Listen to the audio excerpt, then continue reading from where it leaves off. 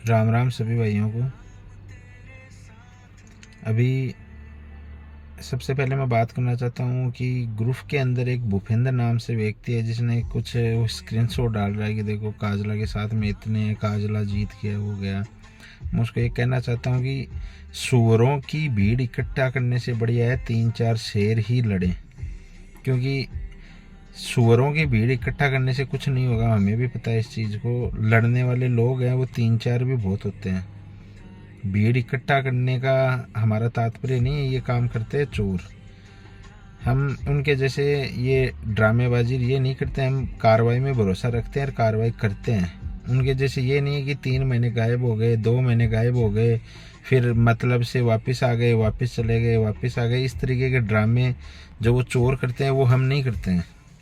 दूसरी बात, आज एक काजला ने जो वीडियो डाला था, रात को वीडियो डाला था, मैं सबसे पहले उससे पूछना चाहता हूँ कि जो व्यक्ति ये पिपराली रोड पे जो ऑफिस है उसको खाली करके भागता है, जिसके फ़ोटो वीडियो एविडेंस भी हमें मिल गए हैं, वो व्यक्ति किस प्रकार से पीड़ित है ये समझ में नहीं आ रहा। जो व्यक्ति ऑफिस खाली करके भाग रहा है वो कैसे पीड़ित हो सकता है।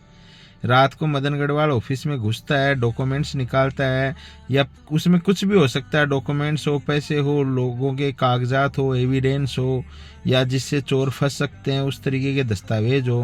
लेकिन उन सब को मिटाने में ऑफिस का सामान, सोफे, एसी, गद्दे सब निकाल के लेके जाते हैं, और फिर ये खुद को पीड़ित बताते हैं और लोगों के सामने आते हैं और कहते हैं कि हम तो पीड़ित हैं। तो ये पीड़ित किस प्रकार के पीड़ित है? जो खुद ही चोरों को भगाते हैं वो किस प्रकार के पीड़ित है? मेरे ये समझ से बाहर है ये चीज़। काजला क्या उस चीज़ पे क्या कहना चाह रहा है कि वो क्यों ऑफिस में गया था? उसने क्या अभी तक किसी लोगों को, पीड़ितों को ये बताया कि ऑफिस खाली करके मैं ही आया था? काजला ने ये चीज़ आज तक किसी को बताया कि मैं ऑफिस खाली करके आया था? दूसरी चीज़, वो बोल रहा है वीडियो के अंदर कि रणवीर सुभाष ने मना कर दिया था मेरी शर्तों पे कि हम ये काम नहीं करेंगे, एमओयू पे साइन नहीं करेंगे, ये करेंगे। क्या उसने ये चीज़ सामने आके बताई कि हम ये करेंगे, ये नहीं करेंगे? तो ये चोर हैं सब के सब, और ये चोर ही रहेंगे। और अब जिन लोगों को कार्रवाई करनी है वो करो, जिनको नहीं करनी है मत करो। हमें अब वो सिस्टम नहीं करना कि तुम आ जाओ, हम हमारा साथ दो, वो दो। हम अपनी कार्रवाई करेंगे, करते रहेंगे, और चोरों को बाहर नहीं आने देंगे बिना पैसा दिए। ये गारंटी है बिल्कुल भी, चाहे ये अंदर सड़ सड़ के मर जाएं। अगर पैसा नहीं आएगा तो तसल्ली कर लेंगे, लेकिन चोरों को बाहर नहीं आने देंगे किसी भी कंडीशन पे। दूसरी चीज़, हम इस फरवरी महीने के अंदर ही वापस एक बड़ा धरना प्रदर्शन करने वाले हैं, जो पहले से भी बड़ा होगा, जिसमें एक ही मांग होगी हमारी। सबसे पहले मदन गढ़वाल, नरेश काजला, श्री राम जो रानौली का है, और अन्य जो भी लोग उस वीडियो में दिख रहे हैं उन सबको अरेस्ट करवाना। उनको अरेस्ट करवाना ही उसका मकसद होगा।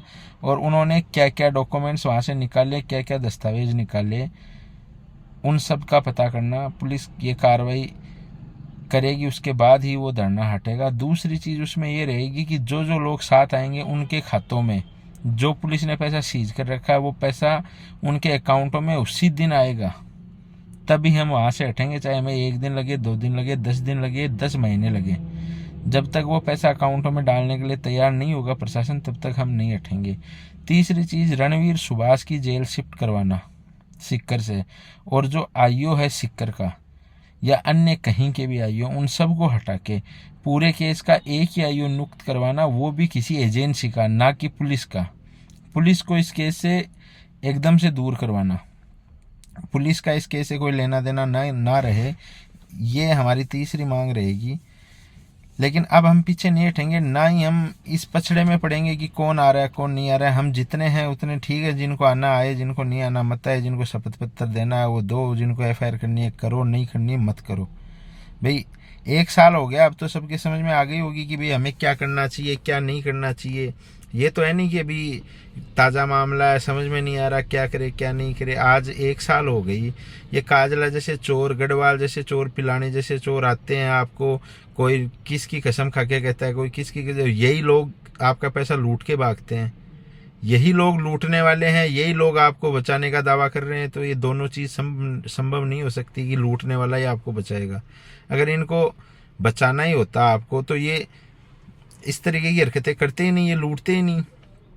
साफ साफ वीडियो में दिख रहा है, मैंने 2 बार डाल दिया, जिसमें मदन गढ़वाल रात को आता है, लिस्ट बनाता है, एक पुलिस वाले जैसा बन के आता है कि भाई जैसे कोई पुलिस वाला लिस्ट बना रहा हो, और वहाँ पैसा देता है, दुकान वाले को पैसा देते हुए दिख रहा है। इनके पास, ये तो बोल रहे हैं हमारे पास एक जहर खाने का पैसा नहीं है, तो दुकान वाले को देने के 500 की गड्डियाँ निकालते हैं, कहाँ से आता है इनके पास पैसा?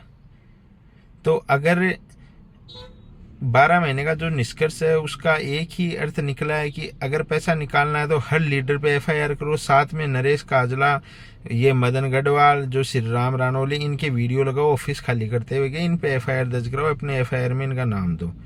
तब जब तक ये बाहर के लोग गिरफ्तार नहीं होंगे तब तक आपके पैसे का कोई सोल्यूशन नहीं होने वाला है। चाहे आप ग्रुपों में कितने ही लड़ो, आपस में गालियां दो, चाहे आप किसी के पक्ष में लिखो चाहे विपक्ष में लिखो, वो उसकी वैल्यू जीरो है, उसकी एक्चुअल वैल्यू जीरो है। काम करना है तो ग्राउंड में करना पड़ेगा, कानूनी तौर से करना पड़ेगा, लीगल तरीके से करना पड़ेगा, तभी कुछ हो पाएगा। राजीनामे जैसी कोई चीज़ कभी नहीं होती है। राजीनामा एक ही शर्त पे होता है, अगर आपका कुछ गया है वो आपको वापस मिले, उसी को राजीनामा बोलते हैं। अगर राजीनामा करना है तो पैसे देख के ही होता है राजीनामा, ना कि बातों से, शपथ पत्र से। रही बात जमीनों की, तो जो चोर पहले आपको धोखा दे सकते हैं वो क्या दोबारा नहीं दे सकते? उस जमीन का आप जो बता रहे हो, उस जमीन में आगे चल के अगर कोई डिस्प्यूट हो गया, कुछ भी हो गया, हम तो करेंगे कार्रवाई पक्की। जो चाहे जमीन कोई भी ले, XYZ, हम हर डॉक्यूमेंट्स इकट्ठा कर रहे हैं, हर पे जांच करवाएंगे, स्टे भी लाएंगे, जो जमीनें बेची हैं उन पे भी स्टे लाएंगे हम। कार्रवाई चल रही है, जो जमीनें पहले बिकी हैं उन पे भी स्टे लाएंगे, और आगे भी अगर ऐसा कुछ होगा, हमें डॉक्यूमेंट्स प्राप्त होंगे तो उन पे भी कार्रवाई करेंगे हम। जैसे काजला की जो लिस्ट हमें मिली थी, जिसमें जितनी भी ज़मीनें, नाम, मोबाइल नंबर सब हैं, उन सब को हम ट्राई कर रहे हैं कि जितने भी लोग हैं उन सब में हम कार्रवाई करें, और कहाँ से वो ज़मीनें खरीदी गई हैं, जैसे कल उसने वीडियो में बताया। एक दूसरी चीज़, काजला के नाम से हमें पता चला कि बहुत सारी सिम कार्ड खरीदे गए हैं, और कुछ सिम कार्डों में से एक सिम कार्ड सुधीश मील यूज़ कर रहा बता रहे हैं। तो हम अभी पता कर रहे हैं, आज एसपी साहब से मिल के आए हैं कि साहब इन नरेश काजला या अन्य जितने भी लोग हैं, इनके नाम पे कितने सिम कार्ड है, कहाँ कहाँ कौन काम में ले रहा है, पिछले 12 महीने में किस किस जगह इनके सिम कार्ड यूज हुए हैं।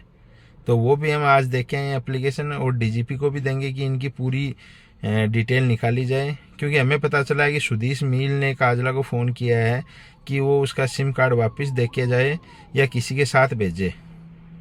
तो हम पता करें कि कौन सा वो सिम कार्ड था और उससे कब कब बात हुई है।